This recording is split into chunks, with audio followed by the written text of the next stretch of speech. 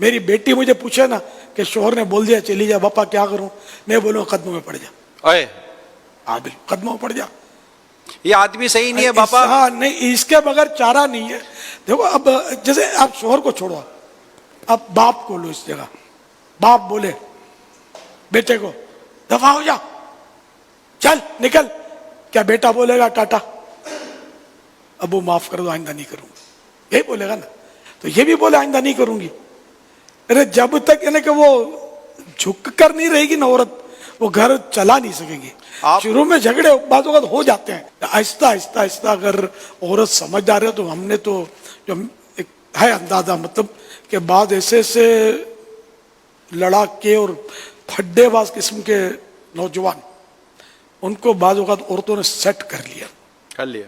سمجھدار ہو عورت سیٹ ہو جاتے ہیں. جن کو پولیس کی ماریں سیٹ نہیں کر سکتی, بیوی سیٹ کر سکتی ہے, مگر وہی نرمی, حکمت عملی, مسکراہٹ اور غصے کا جواب غصے سے نہیں پیار سے دے گی. وہ گھر میں گھر کی ملکہ بنے گی, رانی بنے گی. آپ اپنی بیٹی کا گھر آباد کرنے پر یوں انہیں مدنی پھول دے رہے ہیں کہ میری بیٹی کا مدنی بیٹی کا گھر ٹوٹے ہی نہیں بس کسی صورت. جی ٹوٹنا نہیں چاہیے یار. ویسے لڑکیاں زیادہ پیدا ہو رہی ہیں, تباہی مچی ہوئی ہے چاروں طرف.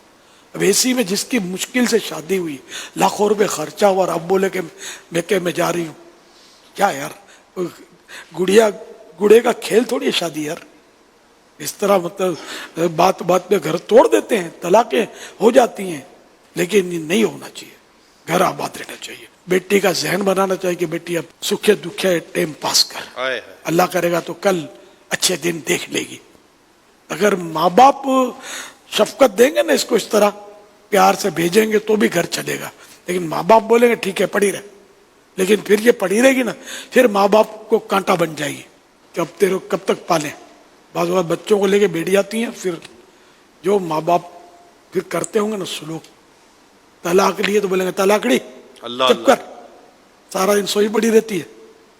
یہ ہے رفنس بہت ہے, رف ٹاکنگ بہت ہے, اور احترام مسلم کا جذبہ نہ ہونے کے برابر ہے. جہاں اولاد کو ہم فرما برداری کا بولتے ہیں تو ماں باپ کو بھی عرض کریں گے کہ آپ بھی شفقت دو. عورت کو آپ سمجھا رہے ہیں, بیوی کو سمجھا رہے ہیں, اپنی مدنی بیٹی کو سمجھا رہے ہیں بیٹی مت جاؤ, اور شوہر کے ساتھ آپ مطلب سلو کر لو. اب وہ گئی ہے سلو کرنے کے لیے, ہو سکتا ہے آپ کی سن کر یہ بھی جا رہی ہو اور اس نے ہاتھ جوڑ بھی لیے ہوں کہ اب مطلب چلو بھی حضرت فرما رہے ہیں. تو اب اس وقت شوہر کو کیا کردار ادا کرنا چاہیے؟ شوہر کو تو ظاہر ہے کہ ہر وقت ظلم سے بچنا ہے.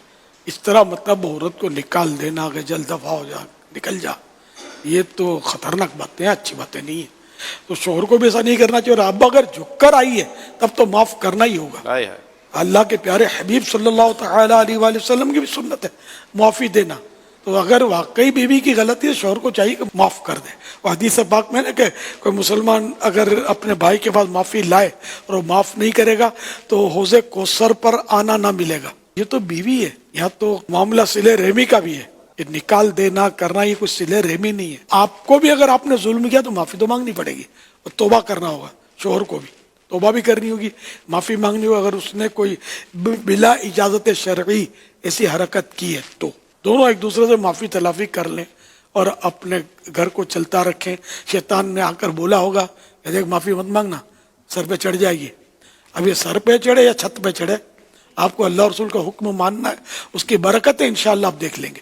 جس کا قصور ہو معافی مانگ لے, انشاءاللہ گھر چلے گا. چلے گا نہیں مدینے کی طرف اڑے گا انشاءاللہ.